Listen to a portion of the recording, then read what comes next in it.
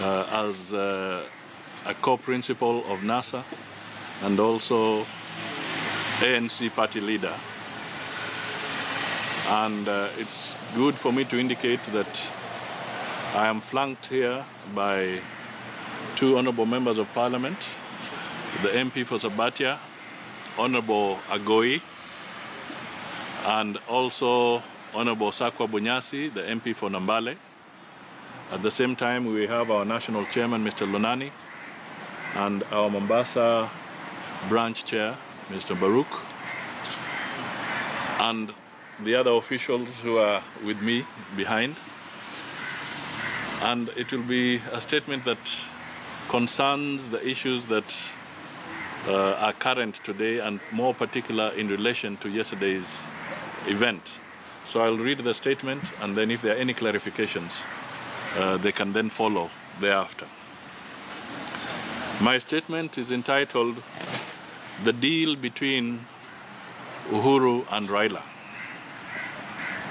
Many questions have been asked about the events of yesterday at Harambee House in Nairobi.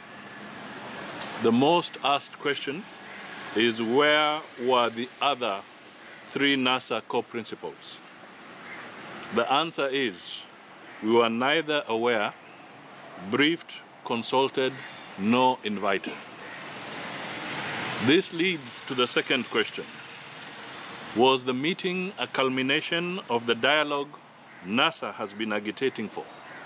The answer is no.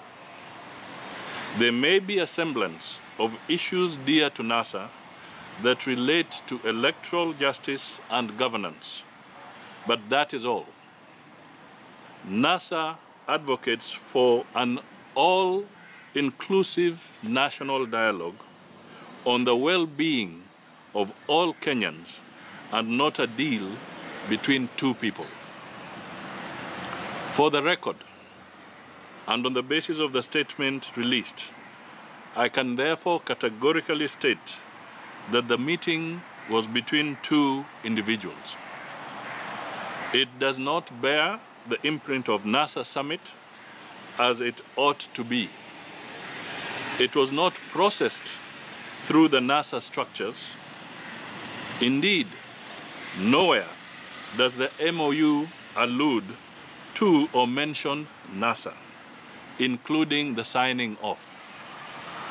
Instead, the two repeatedly invoke their names and personally commit to each other and not to all Kenyans. So why are Kenyans who have been calling for dialogue baffled? They are because the MOU is not anchored nor underwritten by any known institutional framework.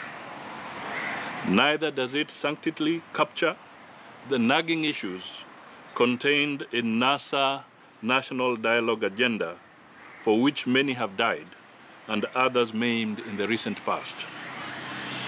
It is not possible to gloss over issues of electoral justice by simply accepting to move on the basis of a gentleman's agreement.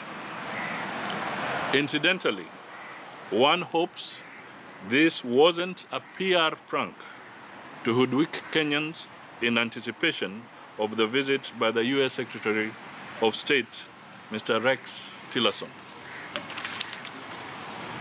Time and again, NASA has called for a structured national dialogue. Therefore, NASA is not opposed to dialogue. I repeat, therefore, NASA is not opposed to dialogue. However, an MOU between two people does not constitute an all-inclusive national dialogue. NASA asked for dialogue over the IBC capacity, competence, and accountability deficits after the Supreme Court nullified the August 8th presidential elections on irregularities and illegalities. Thereafter, NASA has been on the road calling upon Jubilee for a sit-down to address issues affecting Kenyans under the compass of electoral justice.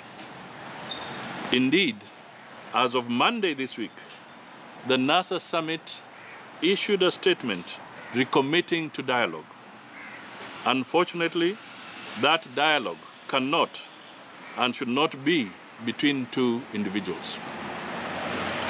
We, the NASA family, remain committed to changing Kenya for the better. Jubilee has remained stubborn and intransigent, and their repeated salvos have been an invitation of NASA into a dialogue of development.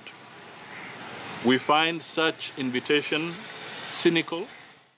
All right, that is Musalia Mudavadi.